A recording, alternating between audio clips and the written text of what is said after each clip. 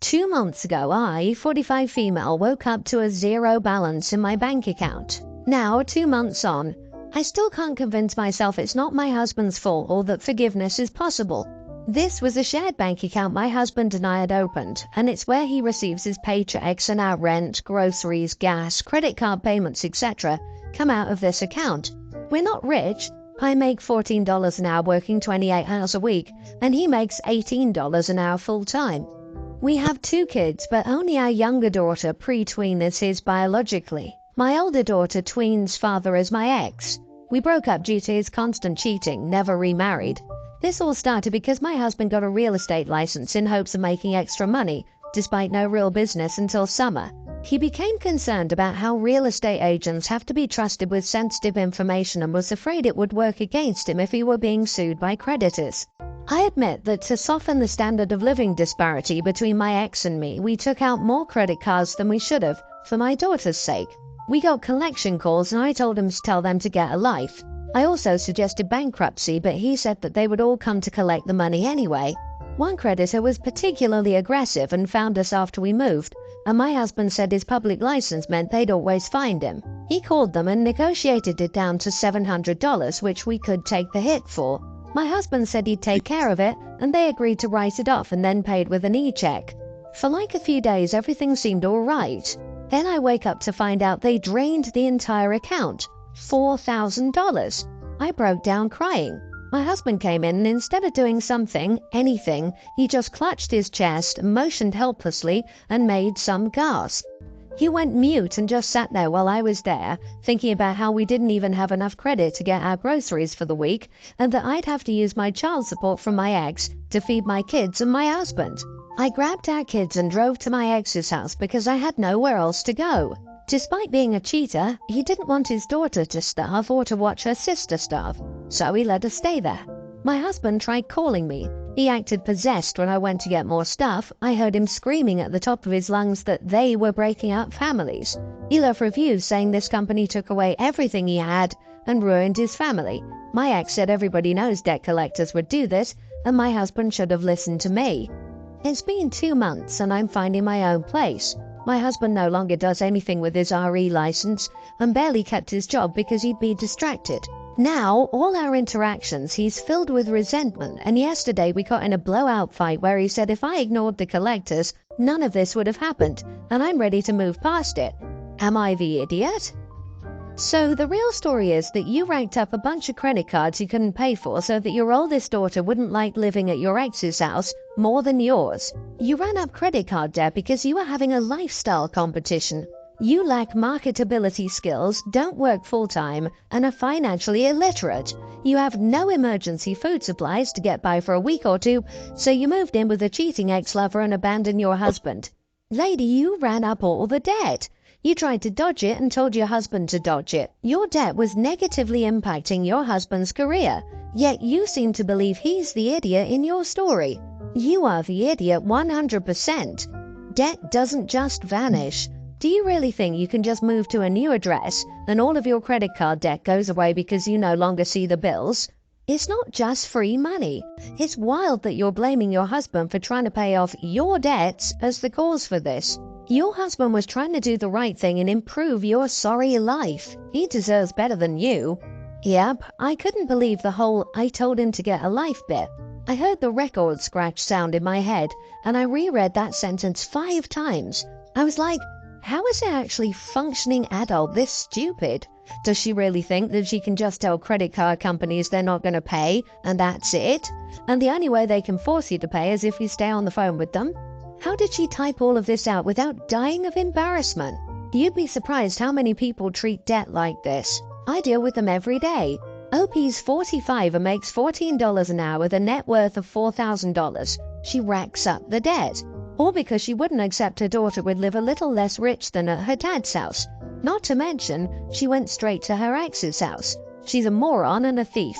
Running up credit card debt with no intention of repaying it is theft. It may be impossible to prove, but it's still theft. You need a reality check, girl. This is real life. They want their money. Your husband did the right thing. You did not. My daughter is a pre-tween. I drove her to school on Monday morning, dropped her off, and then took my son to his classroom, pre-K, separate building. When I returned to my car, my daughter stood by crying. I was running late for work, so I took her to my mom's. I debated calling the school but assumed they'd call me and decided not to be any later to work. They didn't call me. My daughter was okay. She tripped in class and broke her bottle. She cried and came to find me but forgot where her brother's class was, so she waited by the car. I was furious when I got to pick up and no one had said anything. I decided to walk to my daughter's class to ask what had happened in the morning. When the teacher saw me, she bolted back inside and disappeared. I decided to head to the main office instead. As soon as I got there, the teacher rushed into an explanation of not realizing my daughter was supposed to be in today. Basic guilty crap. I let her ramble and then explained where she was. The principal was called, who essentially told me it was incredibly dangerous for me not to call her in and to let her staff worry. I think it's unprofessional for them not to call home if a child just disappears. I handed her off to a staff member so at least one person knew she was there. Anything could have happened to her. She's little and was walking out in front of cars. They've decided we need to have a meeting. I agree. Neither kid has been to school today. I'm probably going to switch their school. I spoke to my brother, a teacher, who said I was in the wrong. Teachers make mistakes. The staff member probably saw me with her, and that's why she didn't tell anyone. I don't feel like I was, but I can see his point of view. Am I the idiot? Edit, I walked my daughter to the door, said hi to the class assistant, and transferred my daughter's hand into hers. My daughter wasn't marked absent for the whole day. Honestly, you are the idiot. When I returned to my car, my daughter stood by crying. I was running late for work, so I just took her to my mom's. I honestly don't get why you'd let her have the day off over that. I don't know why you couldn't just walk her back to class and console her instead of letting her have the entire day off over that. I don't get that. Being 2 minutes later to get her back in class shouldn't be that big of a deal. Your daughter was unattended briefly at the beginning of school. Besides that, she was completely safe. You have a right to be concerned about that brief moment and even speak to the school about it. But everything else after that is just you being dishonest. Not the idiot. Your child should have never been able to leave the classroom, let alone the building. Once you drop your kid off at school, there is a responsibility on the faculty and staff to keep your child safe. Furthermore, it's the school's job to call you if your child isn't present, and you haven't called for exactly this reason. The rest of these folk haven't been in the school in a long time. That being said, you definitely could have called, but this is their colossal mess-up. What has me suspicious is the teacher's reaction when she saw you. So what really happened on their end? Something went down, likely showing flaws in their processes if they considered them carefully and they're not telling you. Not the idiot. Switch schools. This school isn't prioritizing your children's safety, and they're covering up issues instead of communicating them. I'm on maternity leave as I just had our baby a few weeks ago. Maybe this is why my tolerance is 100% gone. Since my car's head gasket blew, my fiancé had to pick up groceries for dinner after work. But he works right directly beside the grocery store, so it's not out of his way and would literally take at most 10 minutes to grab groceries. We live 15 minutes from both his work and the grocery store. But as of maybe a week and a half ago, he stopped going to the grocery store after work and just came home and would leave a couple of hours later to go back to the grocery store, complaining the whole time about not wanting to drive. I'm so tired of doing everything and not having time to myself to relax.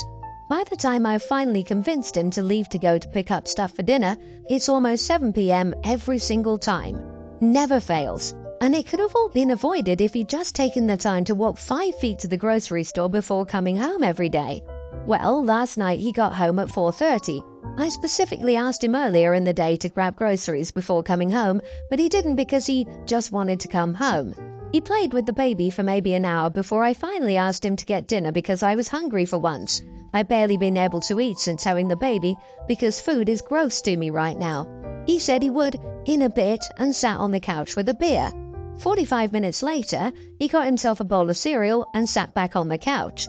So I grabbed the baby and his keys and just left to go grocery shopping myself.